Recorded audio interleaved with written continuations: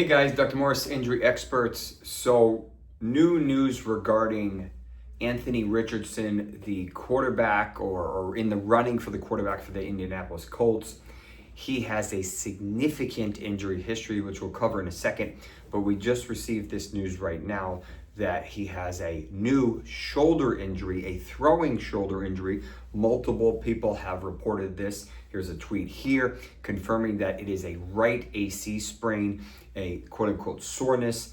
They're going to shut him down. He does not need surgery, and they confirm this is the same side that he had surgery on in 2023. Now, here's what we need to understand about this injury. If you go back and look at Anthony Richardson's injury history, it's substantial. And one of my favorite lines is the greatest predictor of future injury is past injury. Now, if you go back, and here's his injury here starting with 2018, look at what's at the top of that. He had a right throwing shoulder injury. He's had multiple injuries. Remember, he's only, 23, 24? He's young. There's not many 24-year-olds that play in the NFL that have this level of injury history. And unfortunately, in 2023, he had that significant right throwing shoulder injury. Same thing we're talking about here at this spot right here, which is the AC joint. And he actually had what we call a type 3. So the issue with type 3s is you see these ligaments that are holding this in place, they're no longer attached. So the collarbone actually rides. You may have seen a photo of Keenan Allen in the past when his shoulder is super high. That's basically what it looks like if you don't treat it, because the ligaments are no longer attached.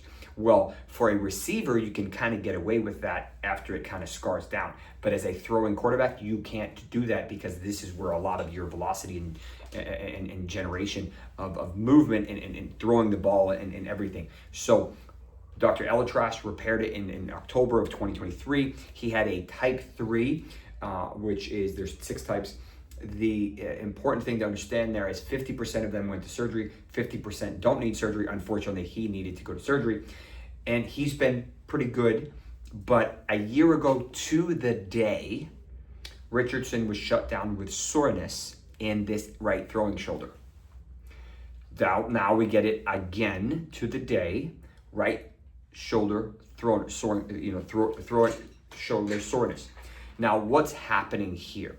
Well, he's transitioning in the offseason. He's probably not doing nowhere near as much throwing as he is now, especially with velocity, with intention, trying to hit guys certain patterns, trying to change his arm angles, trying to avoid potential would-be sackers in this repetitive 10, 15, 20, 30, 50 throws back-to-back days. That shoulder is just sore. It's structurally changed. It's anatomically different than it used to be. Now, am I overly concerned about this? No. But this gives Daniel Jones just a little bit more of a competitive advantage. And if you look at some of the deep data, one of the biggest issues with the difference between Anthony Richardson and with Daniel Jones is that despite both of them being very poor deep throwers, the worst in the league, actually very similarly, but Daniel Jones is really good at horizontal routes, whereas Anthony Richardson is awful at horizontal routes, and that's Josh Downs' specialty. So that's why he was very highly ranked. But we're going to see if Daniel Jones takes this job, and this may be the injury that gets him there, that he's going to be a guy to target. Whereas Anthony Richardson takes the job, he struggles. He doesn't have as many,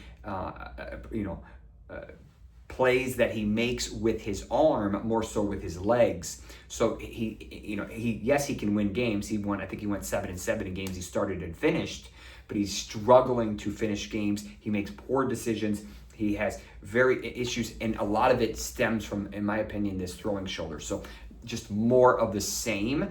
They're probably going to shut him down for a couple weeks and then start to ramp him back up. But would I be surprised if not only does this give Daniel Jones time with the ones and potentially time to go ahead, but also this may linger into preseason and into the regular season, thereby basically handing the keys to the offense to Daniel Jones, which in my opinion, from a fantasy perspective, would be ideal, although this would kind of be a potential nail in Anthony Richardson's coffin, so to speak, because at some point in time you have to decide, is this guy able to stay healthy and lead your offense? And he hasn't been able to effectively do both.